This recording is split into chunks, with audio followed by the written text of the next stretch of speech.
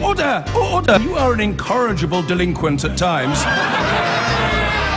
Behave yourself, man!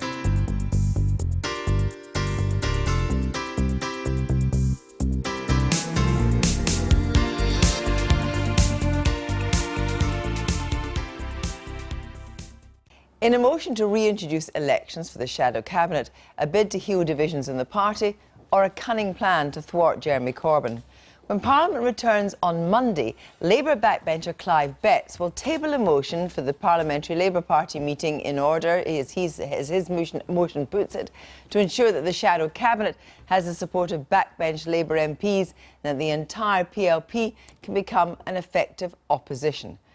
These elections were scrapped by Ed Miliband 5 years ago, so you'd think that the Corbynistas would be in favour. Well, all is not quite as it seems in Labourland. Surprise, surprise.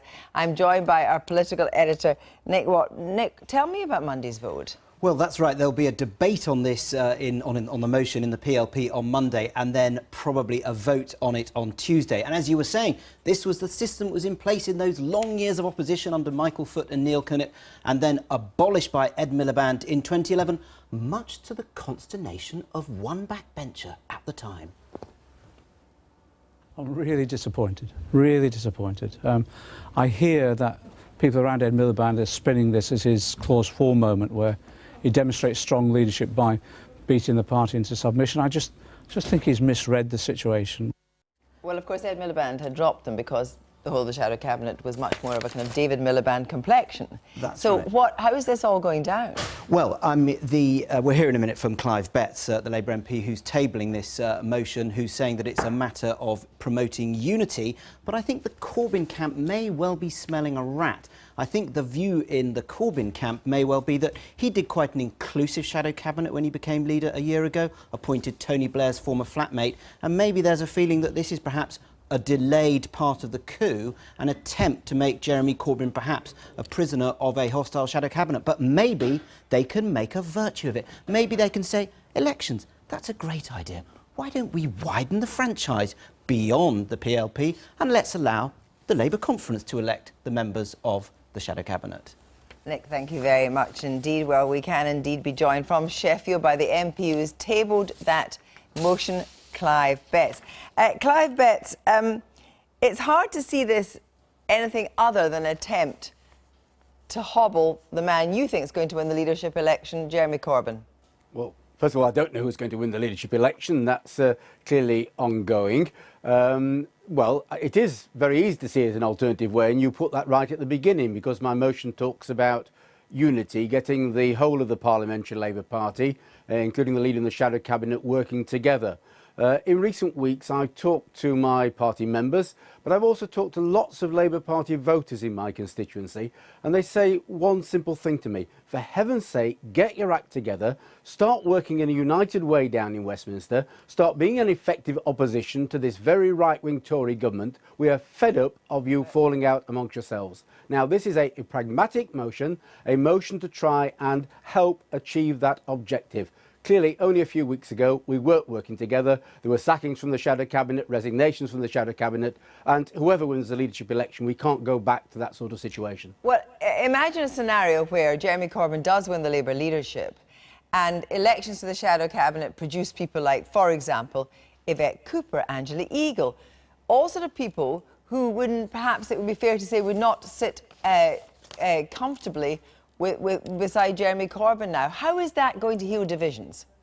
Well, the fact that they would have to sit down, however uncomfortably, and work together, that would be a major step forward, in my view. And that's what you've got to achieve. People recognise that there are divisions and differences. From the very inception of the Labour Party, we've had people of different views, different backgrounds, coming together with one objective, and that's to get Labour MPs elected, to get Labour councillors elected, and to challenge and beat the Tories. Now what we have to do, we can't win an election for some time to form a government, is to be an effective opposition and get people of different views, different persuasions, who probably haven't got on in the past, to sit down together. My motion is an attempt to achieve that. I've been a member of the Labour Party for 47 years. I've been an MP for 24 years. What I feel very strongly is that we need now party unity. That's what my party members are telling me. That's what my Labour Party voters in Sheffield are telling me. And I think they're telling us up and down the country. Get together and work together and be an effective opposition. I think my motion tries to achieve that. Sorry to interrupt, but you'll have heard our political editor, Nick Watt, say there could be some unintended consequences here. You know, perhaps the shadow cabinet could be indeed elected, perhaps by the PLP. No. But then what about widening that franchise and making it elected by the Labour conference? Wouldn't that be an even greater democratic move? Well, of course, we have a lot of franchise and democracy in the Labour Party. The election of the Labour Party leader is done by all members and beyond. There are elections for our NEC. But I think when we come down to the shadow cabinet, it is right that the Parliamentary Labour Party, all MPs, have a say in that process to try and particularly heal some of the divisions that are around now. That's my objective, my intention. The other spin on it that you put is somehow it's part of the ongoing plot to curb Jeremy. If he does get back as leader, that isn't certain yet, of course. That's absolutely ridiculous. This is my motion. I've put the motion down. I haven't been going around talking to people and plotting with people and trying to enlist support. I'm simply tabling it for my colleagues to reflect on whether, as MPs, we don't have a responsibility to Labour voters to try and sort our problems out and try and start working together more effectively. Thank you very much indeed. That's my sole objective in this matter. Thank you very much. Now back to you. There's more. Yes, this is not the only idea potentially coming down the pipeline. I'm told that there is a move to try and get the Labour conference this year to vote on bringing back the old electoral college system. Now, that would be seen as deeply hostile to a future Jeremy Corbyn, because obviously it would dilute the grassroots members who look like they might put him back into office, because they would only then have a third of the vote. It would be the trade unions who have the other third, MPs and MEPs who'd have another third of the vote. Why the rush? The reason for the rush is to vote it in at the conference. The National Executive Committee of the Labour Party would have to say, we think you should have a vote on it. There's recently been an election to the NEC. It's moved to the left, but crucially, the new members don't take up their voting positions until after the conference. So perhaps you could sneak it in. Really important point to make. The outgoing members of the NEC are highly sensitive. There has been an election. They would be wary of being part of a stitch-up. Nick, thank you very much indeed. I've been getting away with it all my